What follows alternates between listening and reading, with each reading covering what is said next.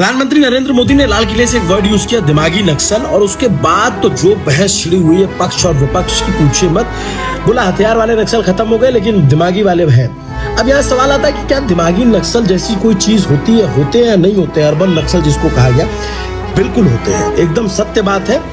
और जब पहले मेरे को सिगुफा लगता था, लेकिन मैं जब नक्सलवाद को बहुत करीब से बस्तर में जाकर के उस पर डॉक्यूमेंट्री बनाई, कवर किया, तो पता लगा न जाने कितने ऐसे इंसिडेंट हुए। नक्सली जो थे वो शहरों में रहते थे और सारी मदद करते थे।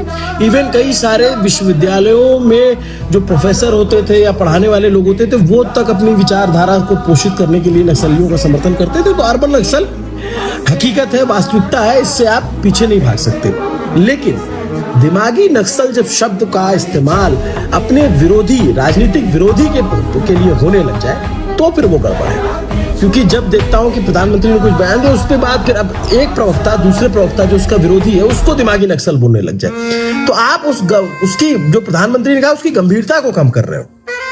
दिमागी नक्सल वो लोग जिन्होंने एक्चुअल में नक्सलिज्म को पाला पोषा। अब आप देखेंगे जैसे बस्तर में सबसे ज्यादा था, तो वहां पे बीजेपी नेताओं की भी हत्या हुई, कांग्रेस नेताओं की भी हत्या हुई। अब ये दोनों एक दूसरे को अगर दिमागी नक्सल बोलेंगे तो एक्चुअल में ये नक्सलवाद को जो एक्चुअल वाले हैं उनको छोड़ के आपस में लड़ रहे हैं।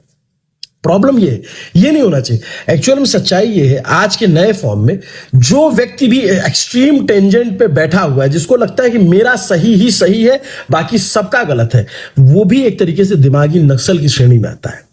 कि आप एकदम एक्सट्रीम पे हो, either you are from left, either you are from right, एकदम एक्सट्रीम पे, नहीं, इसमें कुछ गलत मैं सुन ही नहीं सकता, यही सच है।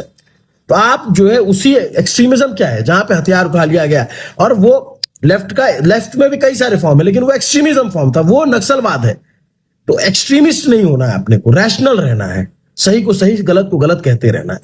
और बहुत मेहनत करके हमने बस्तर डॉक्यूमेंट्री बनाई है, यूट्यूब पे जाइए। जो मैंने अभी आपको 2 मिनट में कहा, आपको इसको पूरी गंभीरता समझ में आ जाएगी।